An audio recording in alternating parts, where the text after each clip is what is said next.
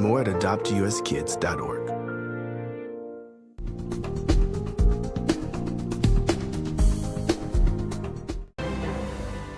I'm Imran Khan, this is Al Jazeera live from Doha. Also coming up. At the end of the day, it is clear that the current status quo with the Venezuelan regime is intolerable for the United States.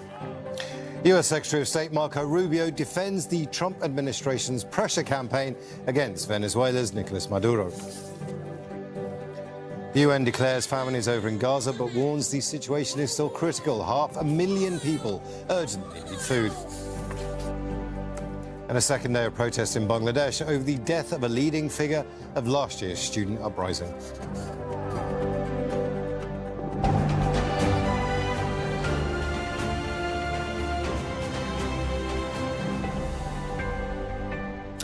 Russia's president is warning that his troops are advancing rapidly across the battlefield in Ukraine. Speaking at his annual news conference lasting for more than 4 hours, Vladimir Putin declared his forces would make more gains by the end of the year. Yulia Shapovalova reports from Moscow. The very first question addressed to Putin was about the war in Ukraine. According to the Russian president, Moscow is ready to end the conflict if Ukraine completely withdraws its troops from 4 of its regions: Donetsk, Lugansk, Zaporozhye and Kherson. Now they refuse to end this conflict by peaceful means, and still we see certain signals, including from the Kyiv regime, that they are ready to conduct some kind of dialogue. The only thing I want to say is we are ready and want to end this conflict by peaceful means. But while peaceful means are not in use, Russia resorts to its military, declaring that the Russian army has become the most combat-ready in the world. Immediately after our troops knocked the enemy out of the Kursk region, the initiative entirely passed into the hands of the Russian armed forces. This means that our troops are advancing along the entire front line. Putin does not consider Russia responsible for the deaths of people because, according to him, Russia did not start this war. He blamed the West for it. But he once again ruled out any Russia's aggression against Europe. There will be no military operations if you treat us with respect. Respect our interests, just as we constantly tried to respect yours. If you don't cheat on us, as you did with the expansion of NATO to the east. Commenting on EU's attempts to seize Russian assets to help finance Ukraine, President Putin promised Moscow will defend its interests in court. Theft is an inappropriate term, as it implies the secret theft of property. But here they're trying to do it openly. This is robbery. But why can't this robbery be carried out? Because the consequences could be severe for the robbers. The lion's share of the conference was devoted to Russia's very own economic, demographic and social problems, but Putin mostly repeated his own previously made statements. Organizers say they received more than 3 million questions for this event, but the main question, the one that worries Russians the most, when will the war end, remains unanswered. Putin's position, however, is clear. If Russia's political demands are not met, then it will continue to fight. Yulia Shapovalova, Al Jazeera, Moscow. Putin spoke hours after the European Union announced it would loan more than $105 billion to Ukraine for the next 2 years. But the funds will not be backed by Russian assets that are frozen in European banks. Ukraine's President Volodymyr Zelensky warned that his country needs money to produce enough drones, one of its main weapons in its battle against Russia. Audrey McAlpine reports from Kyiv. Oleg sells trinkets from a table on the side of the street. But on cold winter evenings in Kyiv, customers are few and far between. Everything changed with the beginning of the war, because my business is designed for tourists and there are no tourists, as you know. Oleg doesn't qualify for a government pension and says his only plan is to keep on working into his 90s if necessary. Taxes in Ukraine cover just half the country's budget, and it all goes to military defenses.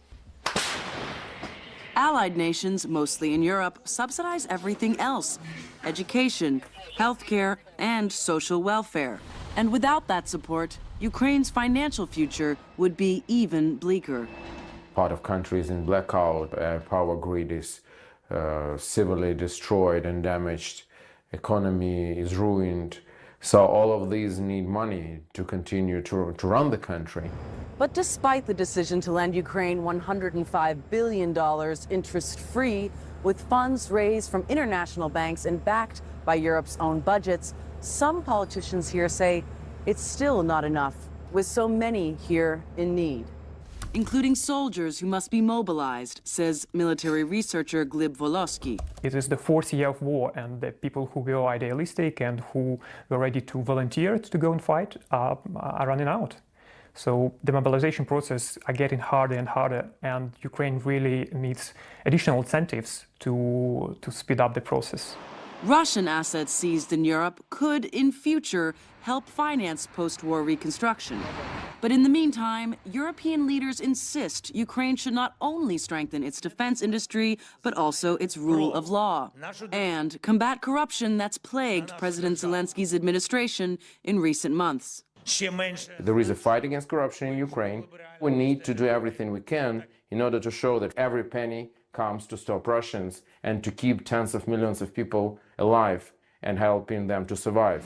For Ukraine, that survival will require strength, not just on the front line, but in diplomacy too. Audrey McAlpine, Al Jazeera, Kyiv.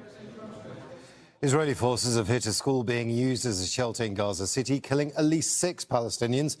Sources say tank shells hit the second floor of the educational facility near a hospital where displaced families had gathered for a wedding. Children are among the injured. And the UN-backed body that monitors food security, the IPC, says there's still a severe shortage in Gaza despite improvements during the ceasefire. 500,000 people urgently need food, with the levels of acute malnutrition high in Deir al-Balah, Khan Yunis and Gaza City. And in the next year, nearly 101,000 Palestinian children under the age of 5 are expected to be malnourished, and 37,000 pregnant and breastfeeding women will require treatment to avoid starving to death. Tarek Abu Azoum is in Gaza City, where displaced Palestinian families are still struggling to get food and supplies. So while UN agencies say Gaza is no longer in famine conditions, that does not mean the crisis is over. This behind me is one of the UNRWA aid distribution centers that is right now completely shut down and turned into a mass displacement camp for Gaza's residents. People here are living in unbearable conditions, and the UN is still warning that the reduced food rations, the ongoing access restrictions, and also their inability to bring a scaled-up delivery for aid supplies is making the crisis even more worse and could quickly reverse all recent gains. So what we can see on the ground is a continuation for the humanitarian miseries. Families are living inside these makeshift tents, depending on a very smaller food rations that cannot be even enough for them. They say that what comes into the strip could seen as commercial goods rather than aid supplies, but the vast majority of UN agencies are still battling to scale up humanitarian deliveries and believe that without a sustained and a comprehensive deliveries for aid supplies, the situation in Gaza will completely worsen within the coming weeks, specifically for families who are living in makeshift tents and suffering to bear up and to cope with the ongoing deterioration of weather conditions and the unfolding humanitarian misery across the Strip. Tarek Abu Azoum, Al Jazeera, Gaza City, Palestine. The US Secretary of State has talked about the next stages of the Gaza peace process during an extensive end-of-year news conference. Marco Rubio says new governance structure will soon be in place, followed by the deployment of foreign troops. Shahab Ratanzi has more from Washington, D.C. U.S. Secretary of State Marco Rubio says a Gaza ceasefire had been unthinkable before Donald Trump became president.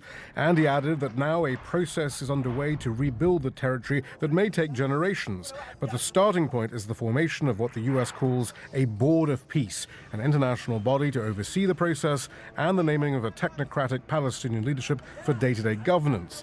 When pushed about the total disarmament of Hamas, Rubio took a pragmatic approach. What that entails, we're going to leave that to the technical teams to work on. It would have to be something, obviously, that they're willing to agree to, that our partners can push them and pressure them to agree to. It also has to be something that Israel agrees to.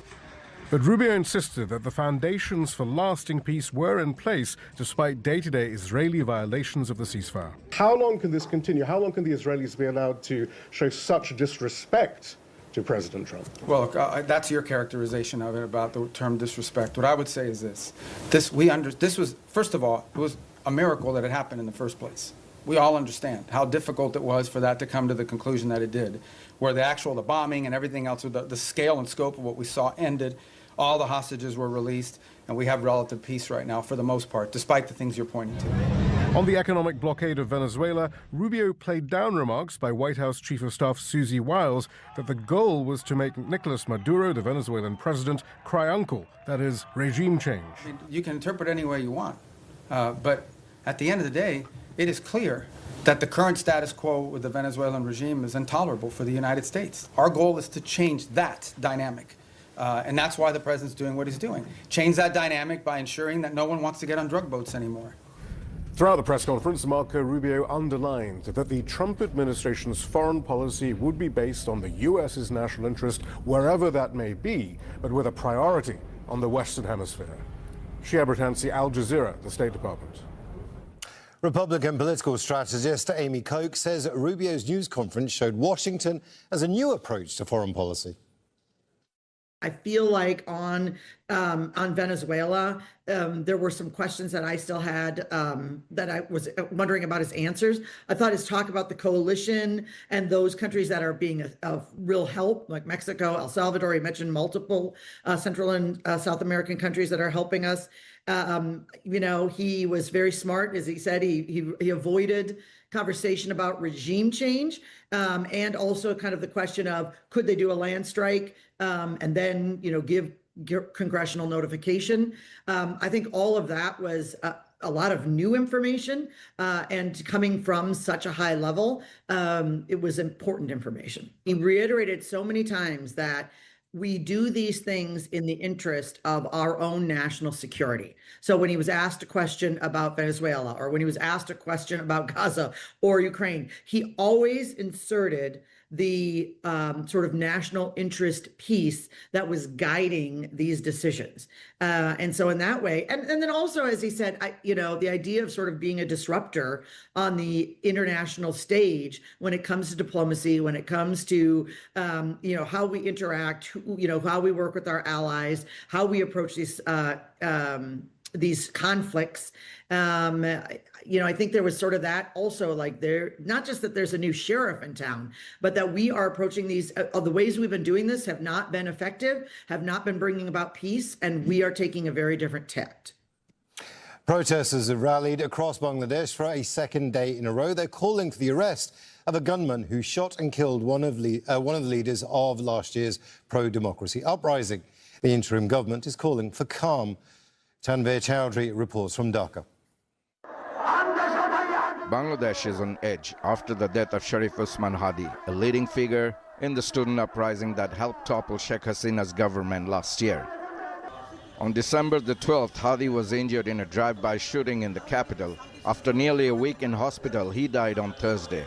The news triggered anger across the country. Those involved in the killing of Hadi must be brought to justice, even if they have fled abroad. We are also seeing provocations by former Prime Minister Sheikh Hasina while staying in India, and she should be extradited. Until India's aggression stops and slain student leader Sharif Hadi is given justice, we will not leave.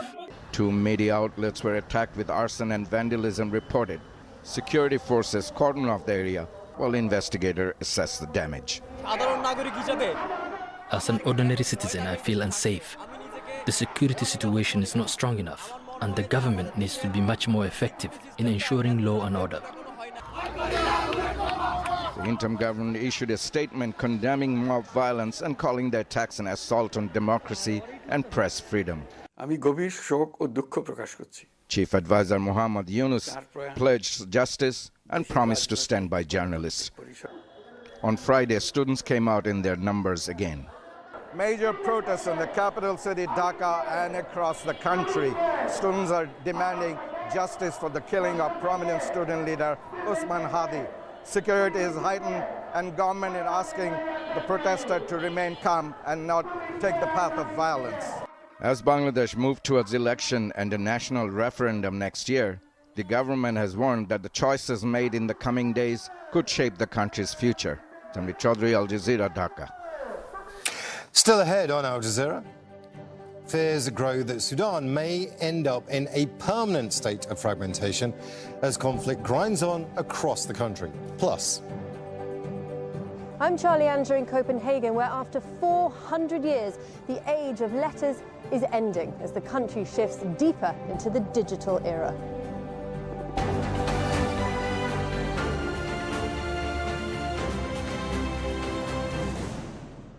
We heard you. You come to Free Speech TV seeking opportunities to join others on the front lines of resistance. Our FSTV Speaks series connects you with advocacy campaigns, events, and resources from other high-impact movement partners. We hope you'll find a lasting organizing home with one or more of them. Together, through collective action, we'll grow the resistance movement to win the future we deserve. 10 years from now, whose voices will shape America? The liars and grifters? Or the progressive voices holding the powerful to account? You can make sure independent media survives, not just today, but for years to come. Consider adding Free Speech TV to your will or estate plan. To learn more, call us at 303-542-4819. Thank you. You're tuned into Free Speech TV, where we recognize that race and class shape our world. Join us as we delve into stories of resilience, resistance, and solidarity across diverse communities. At Free Speech TV, we're more than a network. We're a movement, a trusted source for independent, unapologetic, and people-powered media. And now your organization can stand with us. FSTV invites mission-aligned companies and nonprofits to amplify their impact through our underwriting program. A powerful way to connect with millions who care about social justice, democracy, and a better world. Our viewers are change makers, twice as likely to engage in advocacy, activism, and giving. Underwriting with FSTV allows your brand to align with these values, reinforcing your commitment to a just and sustainable world. Plus, as a 501c3 nonprofit, your contribution is tax deductible, a win-win for your organization and our fight for a just future. If you're interested in joining our underwriting program, please email underwriting@freespeech.org. Thank you.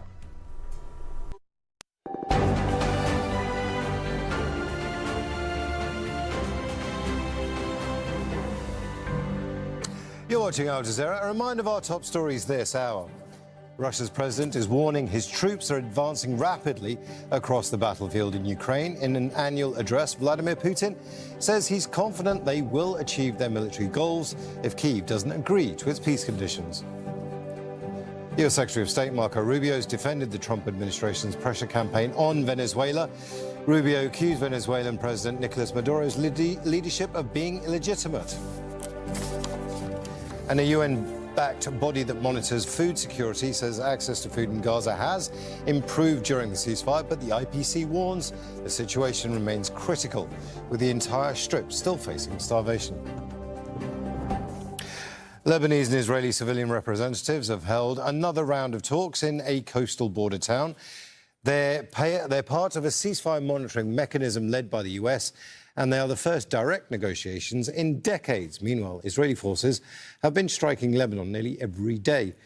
Zaina Khudr reports from Nakura in southern Lebanon. Madrid, 1991. Lebanon and Israel hold bilateral negotiations as part of a Middle East peace conference. There were no results. The last deal was in 1983 after Israel's invasion of Lebanon. The U.S. brokered agreement was supposed to end the state of war, but a lack of national consensus led to internal fighting and the treaty collapsed. 4 decades later, Israeli and Lebanese diplomats are engaging in their first direct talks under the auspices of a U.S.-led military committee monitoring the November 2024 ceasefire. They are being held behind closed doors here in the coastal town of Nakura, close to the border with Israel. And many in Lebanon are asking, will this time be different? Discussions are supposed to focus on solidifying what has largely been a one-sided ceasefire. At least that is what Lebanon wants. The Israeli army still occupies more than 10 square kilometers of Lebanese territory along the border and continues to carry out attacks under the pretext of preventing Hezbollah from rebuilding its military capabilities. The current talks are focused on that, but over time, it's possible that they could evolve into broader topics that could begin to consider issues of a full cessation of hostilities.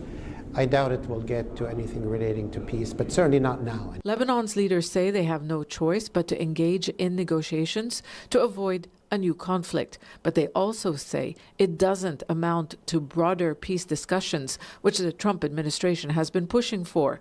Even though the participants say security and economic tracks are advancing in parallel. Hezbollah has criticized the state's decision. You offered a free concession, and this concession will neither change the enemy's position nor its aggression and its occupation. The balance of power is not in the armed group's favor, but its rhetoric remains defiant. Hezbollah says it will only discuss disarmament when Israel stops bombing. Israel, for its part, says its troops will only withdraw when Hezbollah no longer poses a threat. Conditions set in public that question whether a security understanding, a political breakthrough, or what at all can be achieved behind closed doors. Sana Khuder, Al Jazeera, Nakura, southern Lebanon.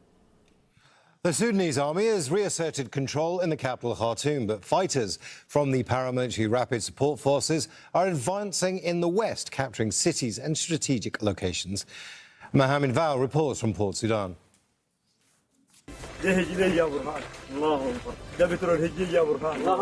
That's the Rapid Support Forces second-in-command Abdurrahim Dagalo on Wednesday, marking the takeover of Sudan's most strategic oil field in South Kordofan state.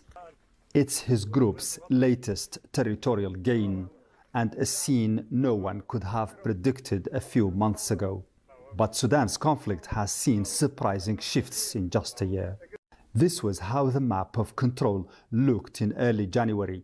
The RSF controlled most of Darfur, parts of Kordofan, the capital Khartoum, the second most important state of Wad Madani, as well as parts of Sennar in the southeast.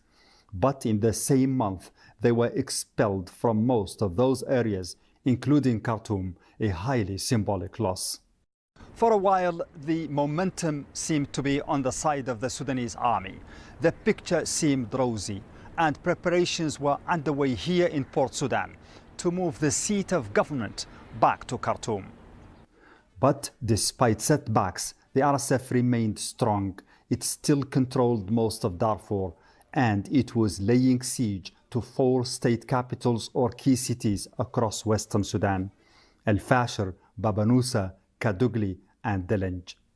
In October, and after a year and a half of siege, the RSF took El Fasher, Darfur's last major city, and began a major push into neighboring Kordofan. A few weeks later, they stormed Baba Nusa in western Kordofan. Then Hejlij fell without much resistance. And fears grew that they might do the same in Kadugli and Delenj before marching to El Ubayd and then on to Khartoum. The Sudanese army allied factions include groups that hail from Darfur. Losing their lands to the RSF was a major shock to morale. Their commanders, after years in the comfort of high-ranking political positions in Port Sudan, had to don uniforms, return to the field, and revive the fighting spirit among their troops. But after 2 years and a half of bloodshed, the prospects are grimmer than ever. The gains on every side tend to be fleeting. All peace initiatives have so far stumbled. The war has turned into a Sisyphean exercise with no end in sight, and it's mostly civilians who are paying the biggest price. The fear here is a permanent fragmentation of Sudan, with the western regions under the RSF becoming a real or a de facto breakaway state. Many believe only a miracle can prevent such a probability. Mohammed Val, Al Jazeera, Port Sudan. The United Nations says the conflict in the Democratic Republic of Congo has forced at least 84,000 people into neighbouring Burundi. Boats of refugees are arriving daily from the border city of Uvira. The UN Refugee Agency says the numbers are overwhelming Burundi. Rwandan-backed M23 rebels captured Uvira earlier last week, but say they'll withdraw in the coming days. Burundi has appealed for $35 million to cope with the influx. And one of France's most famous landmarks is fully reopened to visitors after a strike by workers was called off. The Louvre Museum was partially closed in the past few days because unions say staff are overworked.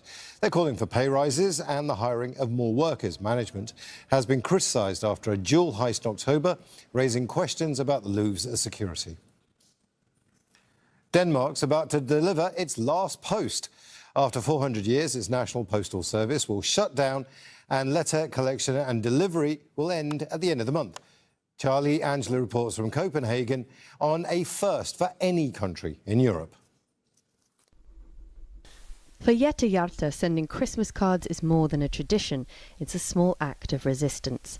The number of letters sent in Denmark has collapsed by more than 90% in the last 25 years. I think it's such a pity. But of course, I understand personally because we live in a digital world and that's how it goes with everything. So it's not so personal anymore as it used to be because it's digital. Normally there were about 25, 30 cards every year, but last year there was only 2 cards. All of the red post boxes in her region have been removed. She now has a long walk to a local supermarket to deposit her mail. Sending a standard letter costs nearly $8, and for many Danes, that sealed their fate. For PostNord 2, letters have simply become too expensive to handle. It's redirecting resources to the booming parcel industry. Historians are not surprised Denmark is the first country in Europe to do away with its national postal system and expects other countries will follow. Denmark is one of the most digitalized countries in the world. We are very familiar with getting all kinds of communication from the state or from the businesses or even the banks through our digital mailboxes. So if you look at the history, we can see that 25 years ago, we were like sending 1.4 billion letters each year. And now it's more like 100 million. Danes will still be able to send letters through a small private rival, Dow, but only by visiting a branch. Across the world, the story is largely the same. Email, smartphones and online platforms have largely replaced paper, and national postal services are suffering. These 2 post boxes will be the last to be removed in Denmark, turned into museum exhibits marking the end of an era. What will be lost when letters disappear will be hard to measure, but countries will be watching closely as Denmark makes a shift that cannot be undone. For Jette and her family, it could mean the end of a long tradition. Yeah, I'm going to treasure this one. Maybe it's going to be the last one I get. The age of handwritten connection quietly fading. Charlie Angela, Al Jazeera, Copenhagen. And that's it from me, Imran Khan. You can find more information on our website, aljazeera.com. But the news continues here on Al Jazeera after counting the cost.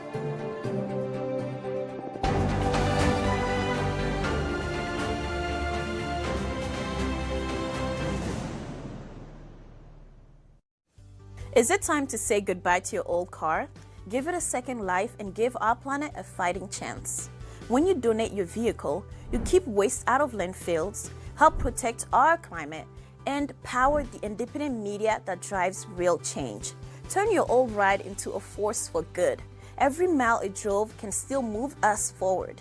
Visit vehiclesforcharity.org and choose Free Speech TV as your charity today. Movements don't start with crowds. They start with one voice, one act of courage, one person willing to stand up. And when they do, others follow. That's what a frontline founder is to FSTV. A leader, a change maker, the spark that lights the blaze. With the gift of $1,000 or more towards FSTV's matching fund, you can help ignite a movement. You inspire thousands of others to support independent progressive media that speaks truth to power. So if you believe in what we do here, if FSTV matters to you, now's the time to make a difference. Together, we are louder, bolder, and impossible to ignore. Your voice, your action, your commitment makes this community strong. Become a frontline funder today. Be the voice that leads the way. To learn more, call 303-542-4819. Hi, I'm Alexis Grace with Mississippi Votes, and you're watching Free Speech TV.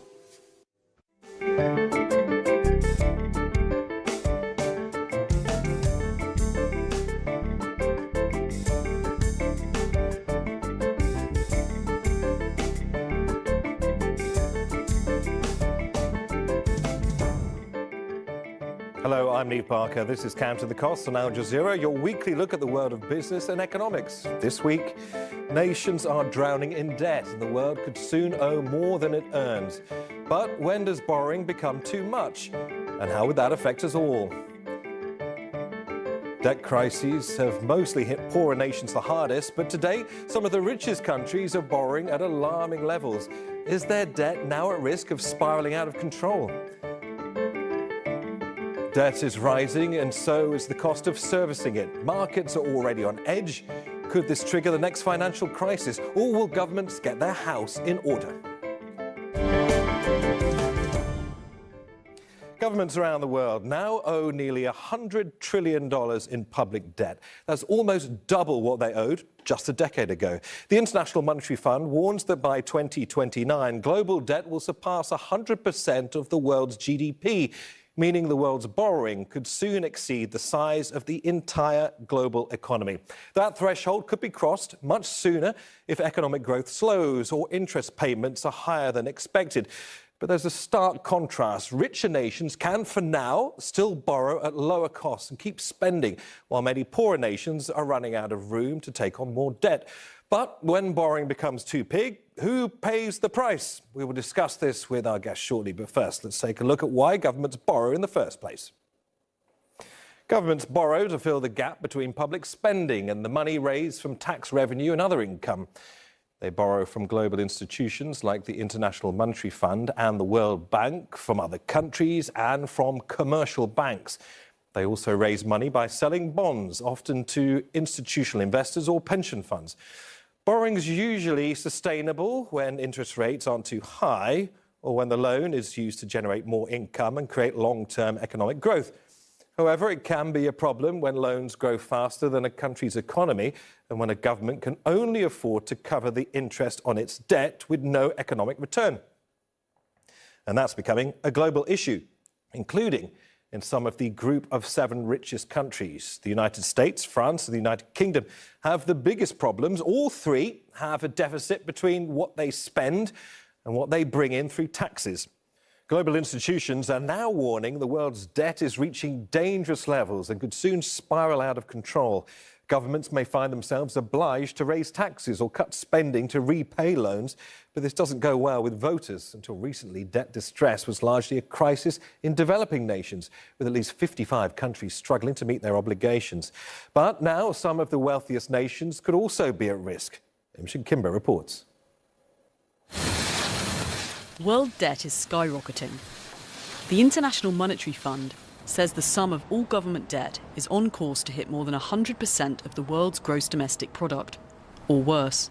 In an extreme but plausible scenario, with a 5% probability, that would reach 123% of GDP in 2029. So truly very high level. This would be the highest level since 1948, after World War II. The IMF says governments need to act now. It's very important to prioritize fiscal policy right now to ensure debt sustainability and prepare fiscal buffers, ensure fiscal space to use in case of severe adverse shocks, including the eventuality of a financial crisis. Government debt was thought of as a burden for lower-income countries. Now, some of the richest countries in the world have a debt problem. The US has the biggest economy in the world and the biggest debt, at $38 trillion. That's 125% of its GDP. Major economies including France, the UK and China also have huge debt. Borrowing ramped up during the COVID-19 pandemic, when interest rates were lower, but they've since risen, and so has the cost of the debt. The IMF says governments need to change what they're spending the money they've borrowed on. Do the structural reform and the productivity enhancing measures, because they will not only increase your income, there will also be a considerable contribution to the fiscal adjustment effort. Many countries are bolstering defence budgets, despite this not bringing revenue. Economists say increasing public spending for education and infrastructure could boost economic growth, although historically IMF loans have come with conditions of cuts in public spending. And some economists say boosting economic growth may not be a realistic plan. The best thing that one could do would be to increase GDP, to increase economic growth. The problem with this is that it's very hard to increase GDP growth. So the other alternative is to reduce the deficit. And to reduce the deficit, you either need to collect more taxes or you need to cut public expenditure. But this is usually unpopular with the electorate. However, it's still lower income countries that suffer the most under the burden of debt. Debt ratios to GDP are lower in poorer countries, but interest rates are higher, and creating a fiscal buffer is harder. Why should African countries borrow so expensive as compared to its peers in other parts of the world? Why should it be? Why should the risk premium for African countries be so different from Europe, America, and other parts of the world? Activists say what's known as the Common Framework, that's the plan the IMF sets out for repayments by lower income countries, needs to be restructured. But what economists, activists and lenders agree on is that the current system of global borrowing and spending is pushing the world towards a financial crisis. And the longer it takes to reform, the higher the cost for everyone. Imogen Kimber, Al Jazeera, for Counting the Cost.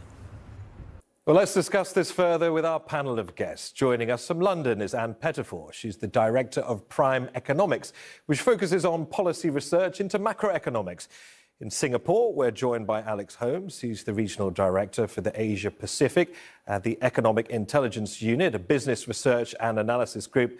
And in Accra, we're joined by Daniel Amate Anim. He's the Chief Economist at the Policy Initiative for Economic Development in Africa, an economic and policy think tank. A very warm welcome to all three of you. Welcome to Counting the Cost. So, Anne, global public debt is expected to rise way above 100% of the world's economic output by 2029. These are clearly more than dry numbers. Why should ordinary people around the world care?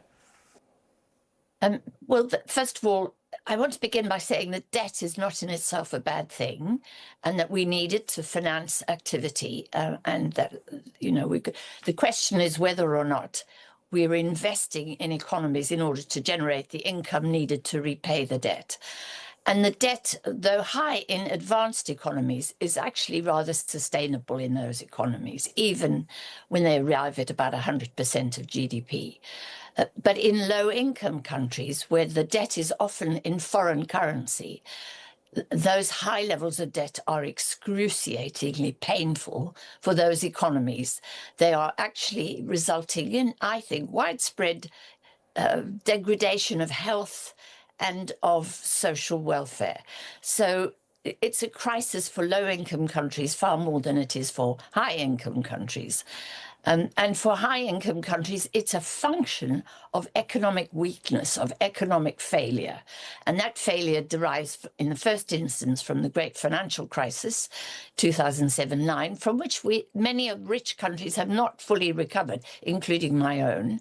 And then, of course, that was compounded by the COVID pandemic. So these are big crises that have hit the global economy. And instead of responding by investing and encouraging more economic activity, countries went into austerity mode And that made things a lot worse in economic terms. Daniel, turning to you, debt is a double-edged sword, says Anne. Your thoughts? You know, when it comes to debt, especially with developing economics like my own Ghana, you know, it's a very huge issue because we spend almost about 65 to 70% of our revenue in servicing debt. And what it means is that we have sacrificed other sectors of the economy to the extent that repayment obligation is even more than budgetary allocation for health and education. So the big question is that how do you then develop your economies? Now, because most of the debt contracted are in dollars or foreign currency, so to speak, there is what could be described as a currency risk. And anytime the economy is unable to generate sufficient revenue to be able to meet repayment obligation, then we have an issue. Let me use Ghana as an empirical example, where it got into a point we were unable to meet our repayment obligation. And the only way out is to resort to the IMF bailout in order to get some, you know, credibility in the eyes of the investor.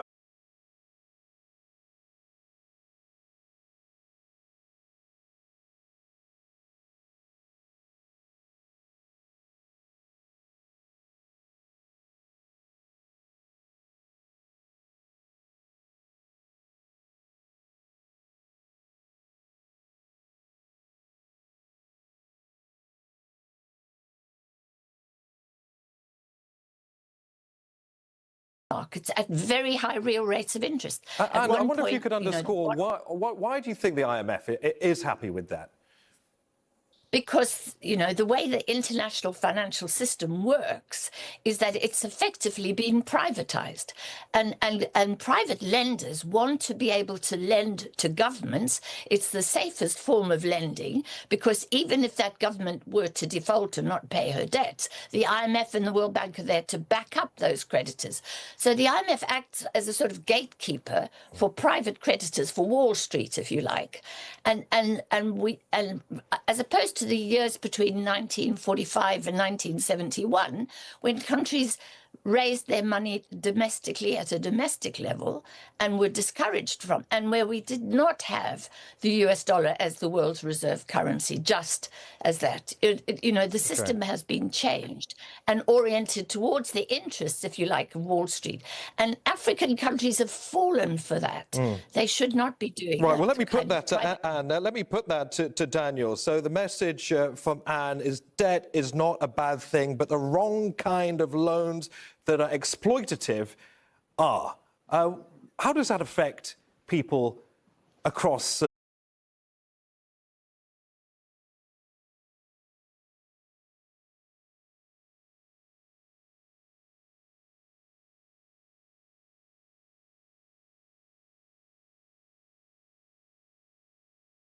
Will it produce a return, and that will govern whether debt is sustainable or Alex, not. you mentioned China's Belt and Road Initiative. There are many countries, particularly in Central Asia, that borrowed heavily from China, that find themselves heavily indebted to Beijing. Are these entirely above board in your eyes? Because in many ways, being indebted to a nation also means that you are politically forced to be aligned with that nation as well. I would stop short of calling it a big conspiracy and debt trap diplomacy. I think this is loans that have gone bad and suffered from poor governance in the lenders and poor controls, from the lenders and poor governance by the borrowers. For example, let's bring in Anne. But it has allowed China, for example, Alex, to say, right, if you can't repay your debt, then please we'll have your port in exchange or as compensation for that. And that has enabled China to acquire very important, geopolitically important strategic assets, which she's demanded as compensation for lack of payment. Well, let's put this also to Daniel as well. China has a huge foothold in multiple African countries. It's invested heavily. It has lent vast sums of money to emerging economies across the continent of Africa. What does that mean for nations' abilities to stand on their own 2 feet, to shape their own geopolitical policies and their own national interests and put those first above those of a very large country with a very large sums of money. Yeah, thank you very much. If you understand the Chinese in terms of their global approach, their philosophy towards Africa is to support Africa, but predominantly their focus is on our natural resources, okay? So they have the money, Africa needs the resources, just like Alex said, in terms of flexibility, getting their loans as compared to that of the capital market is quite okay. But approach is that let's give them the money, let's collateralize the money, use their natural resources as a collateral. So China is interested in sovereign guarantee. They don't deal with private sector, they deal with government, use the state resources as a collateral for that loan. So when you are unable to pay, they have access to your resources. And this is exactly what the Chinese are doing. As much as I appreciate their presence on the continent, they have a philosophy to dominate Africa, so to speak, and also have access to the Africans' large natural resources to drive their industrialization agenda. And this is exactly what's happening. Unfortunately, the economists on the continent of Africa do not understand the global system and how China is operating in terms of their philosophy towards Africa. And if you don't understand what your competitor is doing, you are likely to be exploited indirectly. So this is exactly what is happening on the continent in terms with our relationship with China. Okay, Alex, turning to you, is there a greater responsibility, or at least should there be a greater responsibility from rich nations who've benefited from cheap borrowing for decades to do more to ease the debt burden of poorer countries? Well, there should, but unfortunately we're moving to a world that is becoming a bit more multipolar, a bit more fragmented and less of a rules-based order. So the kind of behaviors where countries are lending with not just in mind getting investment return, but with strategic goals as well, is only going to continue. So it's really incumbent on the countries themselves to look inward and their moral compass and see whether find that balance there. But unfortunately, I think it's going to be a big power competition in the world over the coming years. And that kind of topic is going to be lower down the priority list. There are an awful lot of global factors beyond everyone's control: disease, climate change, demographic change. In the last few moments that we have in this conversation, Anne, I want to ask you about the fact that in Europe, the population is aging fast, rising pensions, healthcare bills are soaring. I mean, can European countries grow enough to pay for all of this? I mean, also countries are being asked, particularly in Europe, to spend more on things like defence, on climate, on infrastructure. All of that is hugely expensive, isn't it? It absolutely is, but it's entirely affordable because our monetary systems have been designed to enable it. They've evolved over centuries to enable us to do what we can do. We're limited only by what we can do, not by the availability of money. And that's our problem, really, is that we have a misunderstanding of the nature of money, and we've also privatized so much of money that actually, and I just wanted to come back to Daniel's point about, the levels of corruption in Africa. The fact of the matter is that the whole system is corrupt, essentially, and it's breaking down under that corruption. And therefore, I think what is really important now is for African governments to understand that the UN has set up something called a club of borrowers. And just as the lenders are, if you like, organized in a cartel, which is more or less managed by the IMF, so the borrowers should now form a club and jointly and actively come together to put pressure on the rich countries, because as has been said by Alex, the fact is that the rich countries are falling apart there, and their rules-based order is falling apart, and there's fraction and there's friction within the global economy. Okay, so that's going to be difficult to handle. Is it possible to say, yes or no, are we heading for global financial crisis, given that everything that we've discussed in this show so far? Yes, we are. And the fact of the matter is that the system is profoundly unbalanced. It is, it's profoundly unstable. And it's the miracle is that we haven't had a financial crisis already. You know, global debt and private debt is a much bigger problem than public debt. Right. But global debt is something like 253% of GDP. Right.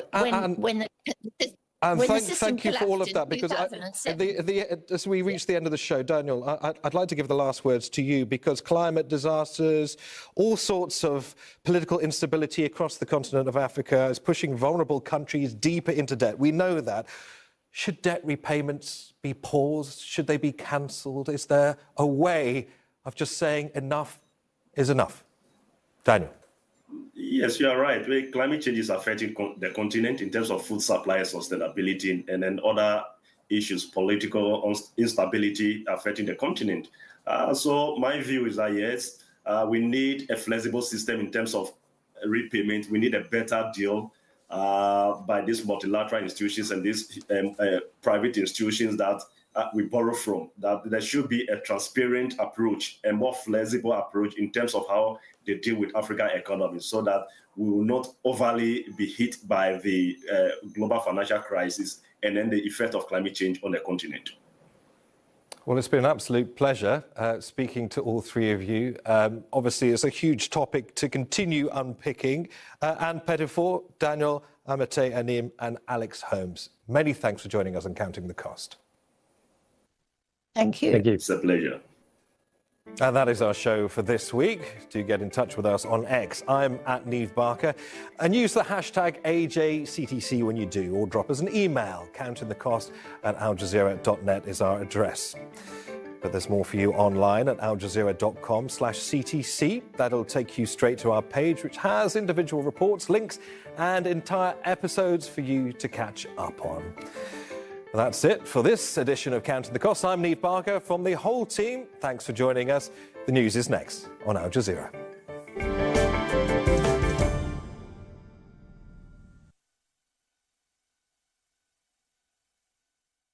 My name is Mark Sutton, author of How Democrats Can Win Back Men, and you're watching Free Speech TV. You've seen how the billionaire class operates. They pour unlimited money into politicians, think tanks, and media outlets to serve their interests, convincing working people to vote against their own future. They fund propaganda, lies, and misinformation to keep us divided and powerless. But here's the thing. We have the numbers. What we don't have yet is the financial power to fight back at their scale. Now imagine if millions of us committed to just $10 a month. That's it, $10. Cost of a couple of coffees, a fast food meal, or a streaming subscription. If we all pitched in, we wouldn't just counter their influence, we'd overwhelm it. The billionaire class funds their machine to keep us powerless. Let's fight like they do. Let's build our movement strong, independent, and unbought.